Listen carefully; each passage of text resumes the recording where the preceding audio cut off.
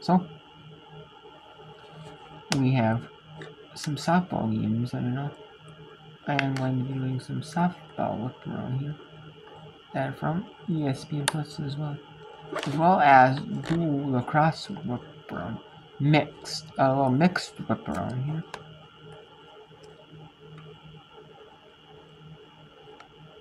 Once the stream is loaded from ESPN Plus.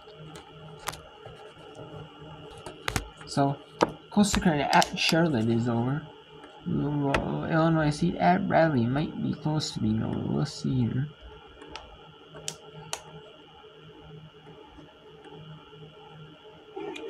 I love that approach at the plate. 3-1 count. See something in your wheelhouse and you go for it. That's what Abby Knight did. Able to get a hit right there. Little miscue by Tori Meyer out there. Yep, it is 9-4. Illinois State leads over Bradley 9-4. The number 5 Stanford at UC is 23 ranked Kentucky or Western Kentucky. Taking on Western Kentucky. Number 6 Oklahoma at Steel Winchester. International number 12. Texas A&M trying to run me. The athleticism is just different. As well, how about the power from Julia Cottrell? There's a home run off the screen back there. And that is 9-0. Or 10-0, excuse me. Texas A&M trying to run Rural North Texas. Return of Texas played a doubleheader at 6 a.m. for Commerce. North Texas trying to play Texas A&M at home. Yeah, looks like Texas A&M is dominating.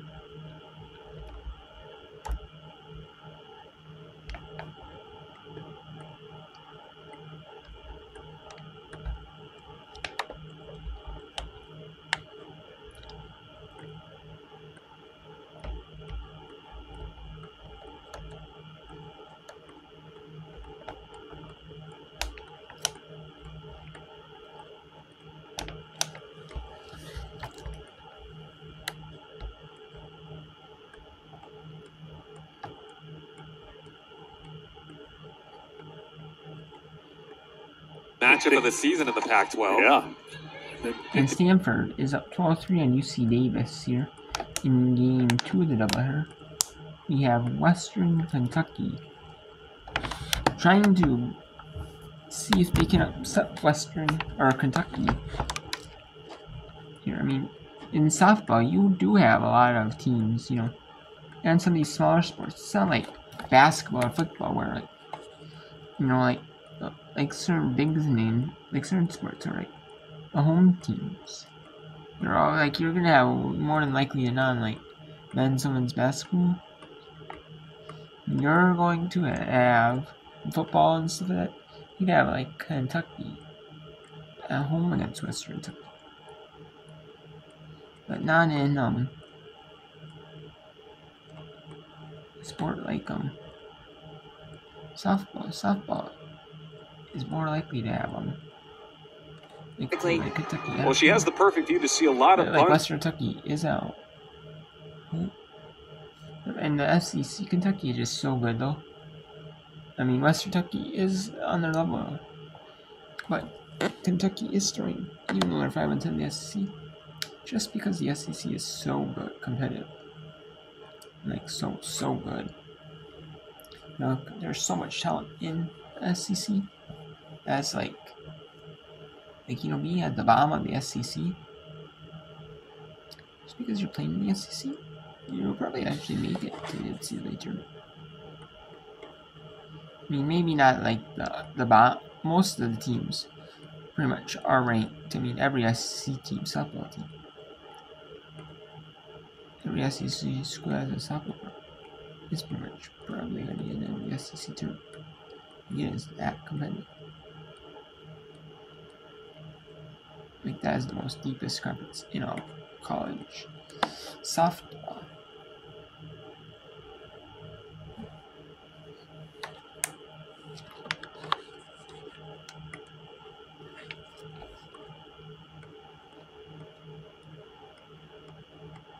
mean, that's no surprise. The South is always more better at softball than the North, than teams in the North. You most likely. That's just because of the fact that, like, you know, in this you can play softball more in the north, you know.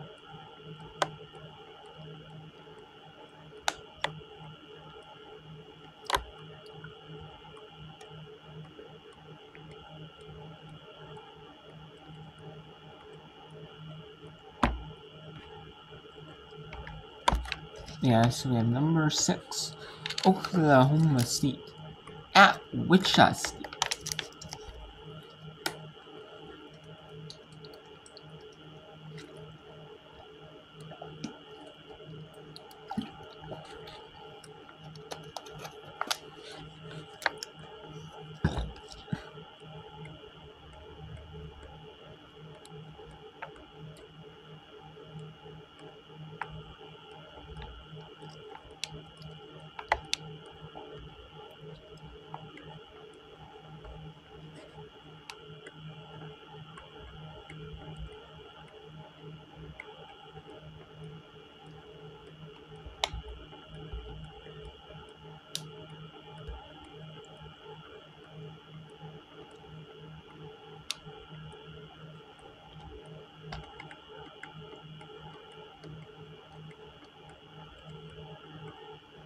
Geico makes car insurance as easy as getting scuffed up.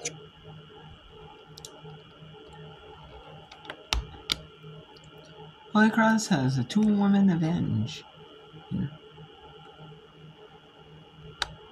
Has scored 4 goals and assisted on 3 others. 7.9. Zinzer looking to blast one from up top. As our officials, it's a non-releasable card. So it's like a major penalty in hockey. That has thickened the plot greatly, and there's some juice oozing out of it now. As Zinzer wants to take the shot, the referee says, nope, I didn't say Simon Says. Can't do that yet. Hammer, score! The game is not over yet. It is 17-15 with 3:53 left, and Army is going to be a player short for a while yet.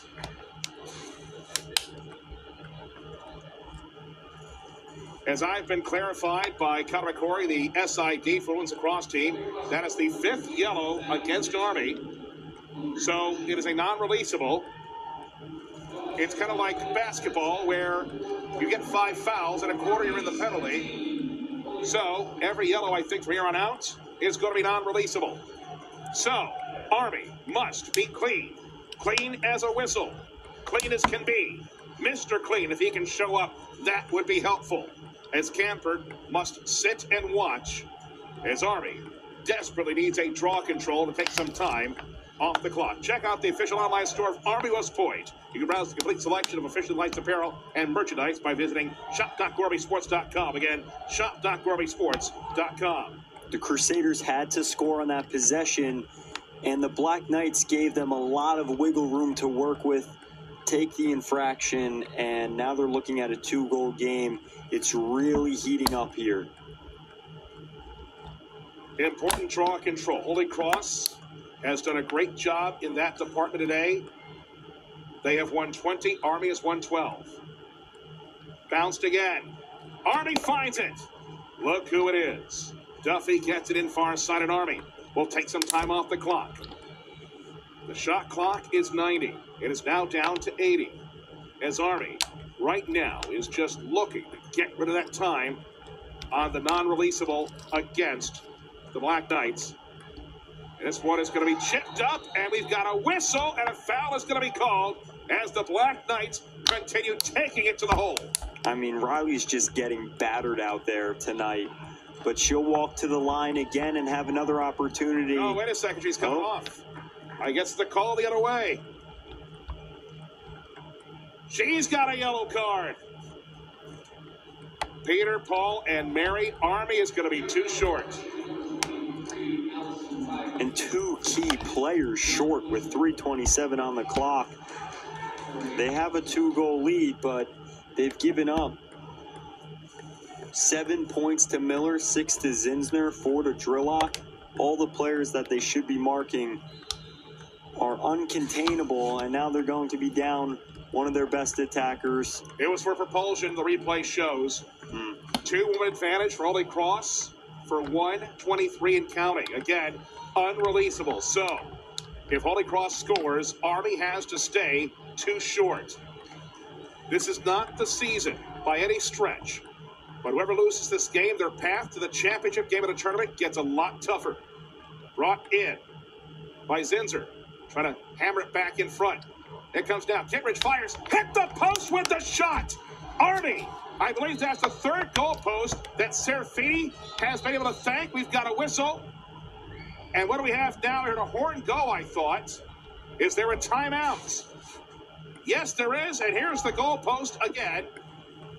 No, these are not the chimes at one of the chapels on post. Boom. There it goes. As the Black Knights will call timeout here to reset things for you as they reduce the clock down to 2:26. 32 is left in the card against Camford. 1 minute exactly to the card against Riley. And again, neither one is releasable. The entire time has to come off the clock. That might be the basketball team, I'm not sure. They're nervous. We're all nervous. Even those who are neutral watching this game are nervous. As I told you earlier about dinner being at 8:30, now we're not going to finish before 8:30. Army fans shouldn't have to work hard to find other Army fans. Use Facebook to connect with fellow supporters of the Black Knights while keeping up to date with athletic events on post. Check it out at Go Army West Point. Again, Go Army West Point on Facebook. 3rd quarter at Bucknell. Lafayette leads Bucknell 11-7. Reminder of the scores from earlier today. BU defeated Colgate 13-10. Loyola lost badly at Penn 13-6 in a non-conference game. Navy took care of Lehigh 15-4. Loyola is 7-0 in league. Navy is 6-1. They are in. Holy Cross is 5-1. They're in the playoff officially. Army cannot clinch a spot with a win alone tonight, but it would be hard to see them not getting in with a win here. So they're in 4th place. Lehigh is in 5th place at 3-4. Bucknell is in 6th at 2-4. Colgate and American below the cut line at 2-5. Lafayette 1-5. B 1-6. I believe they are looking at the clock. Is that what I have been told? Yes. So I don't think this is a charge timeout to Army, which is a big break because I think they might need that timeout more than Holy Cross right now because Army is so depleted in the back, and they're down 2 players at the moment. You are already down 2 key players in the back end to start this game. Now you're down 2 players on the field. So, yeah, I think this is going to be far more important of a rest. And we saw how Tumalo and her staff are able to command the players and how the players execute what they're responsible for when they take those stoppages. They listen, they're able to execute and perform on the field exactly what they're told and exactly what they know to do. So I think the Black Knights, it's not a momentum killer for them. That was timely. And with 2:45 on the clock, their fate's in their hands as they lead by 2 goals. Update from Fit and Field from a while ago. Army applies the arm bar on the Satyrs baseball team. 15-3 the final in 8 innings. William Parker for Army, 5 for 6 with 3 RBIs and 3 runs scored. Braden Galinsky, 4 for 6 with 4 runs scored and 2 RBIs. Holy Cross is certainly in the thick of it for first place even after this loss. Navy only trailed Army by percentage points for first place at the start of the day. Is this a card? Looks like it's going to be against Holy Cross, but no card.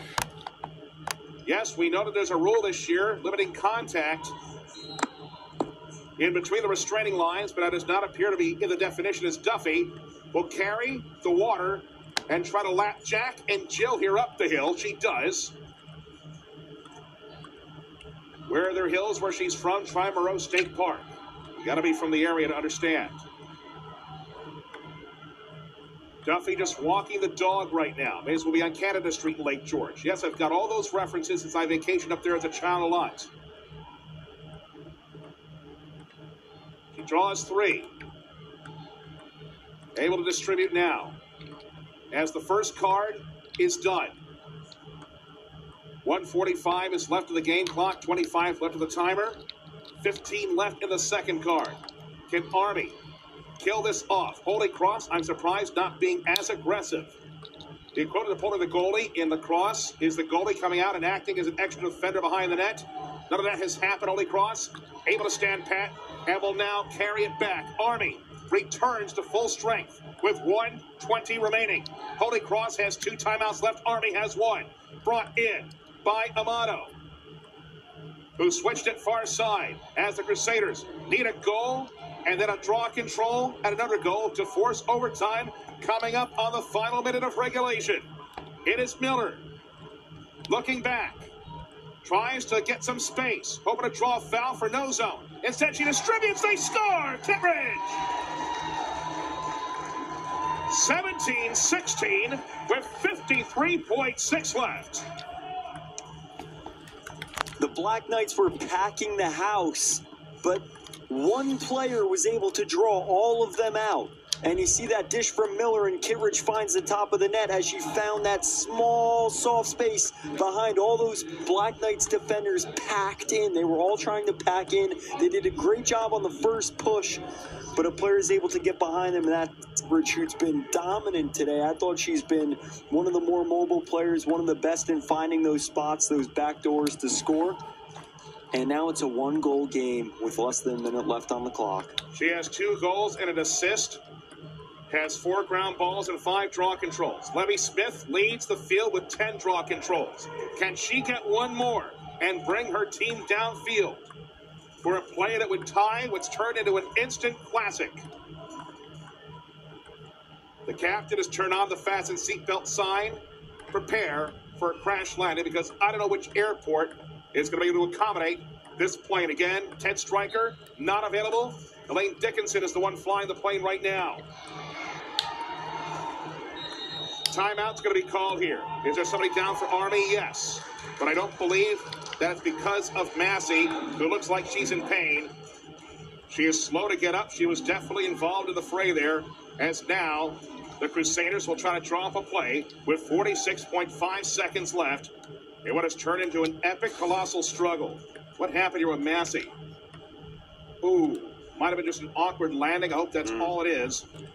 But there is Levy Smith again. That is her 11th DC of the game, as the Black Knights coaching staff is trying to figure out how to play out this string. We pointed again, Army is at full strength. The cards are over. But again, the next yellow, as have been the last 2 before, are going to be unreleasable. So they must play clean. If they were to get a card here and Holy Cross scores in regulation, Army will still be shorthanded. It's been that physical of a game. I want to point out what everybody has left of the league after tonight. Loyola has Holy Cross and Bucknell left. Again, they're still undefeated. The loss to Penn does not hurt them here in the standings. Navy has defeated Holy Cross, but lost to Loyola and has Lafayette and American left. Holy Cross has Loyola and BU left. Army has lost to Loyola and Navy, so it's hard to see a path for Army to finish second. The Black Knights, though, have Bucknell and Colgate left. One of the reasons why I've said it'll be hard, I think, for Army to miss the postseason entirely. Lehigh has lost to Army and Holy Cross. It has Colgate and Lafayette left. This is our final regular season broadcast here from the stadium. So, to give people an idea of what's next, there'll be quarterfinal games, 3 hosting 6, 4 hosting 5, Sunday, April 28th. If there's a game here, we will have it. Semifinal games will be at the regular season champion. No reason to think that it won't be Loyola at this point, but some strange things do happen in this sport. Semifinals will be Thursday, May 2nd. Both of those will be on ESPN Plus with a crew that I believe will be for the host stadium. Again, it's hard to imagine Loyola blowing first place at this point. Championship game will be the regular season champion. They keep it the same site. Saturday, May 4th. That game will be on CBS Sports Network. Serafini. It's been an adventure for her. But right now, the tank is not in the ditch. Holy Cross has possession. Needs to tie the game. 40 seconds left.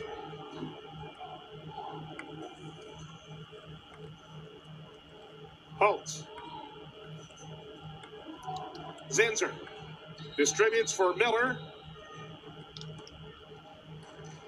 And Holy Cross calls the other timeouts. 2 timeouts in short order. How many times did Bill do that over the years? I don't know. But yes, the Crusaders are taking the slow approach. Control important. 27.1 left. There was some criticism for the Satyrs that because they had not played Loyola, that maybe they weren't as good as their record indicated. But I think today, especially here at Mikey, which has been a tough place to play since Kristen Skyra handed the keys to Michelle Tumalo. Great effort by the Satyrs, no matter how this one ends. Phenomenal effort. I think they play a really complete game. There's no reason to question why they have the record they have, how they've turned things around this season. It's evident they're getting contributions from everyone. Some names, we haven't even mentioned on the broadcast. Comerford, Amato, Holt, Minister, Cini's been phenomenal. Probably the best goaltender to come in here this season and play under the bright lights here at Mikey. The Crusaders are having a great season, and it's in the details of their game. We're seeing how they've exposed the Black Knights in certain areas, and whether that's in draw controls, solid goalkeeping, the offense clicking, they're doing it all. I've been really impressed with how they played, and seeing the standard that Loyola's set, the Crusaders are right there, and the Black Knights are not far behind. 27.1 left. Crusaders are out of timeouts. Army has 1 left.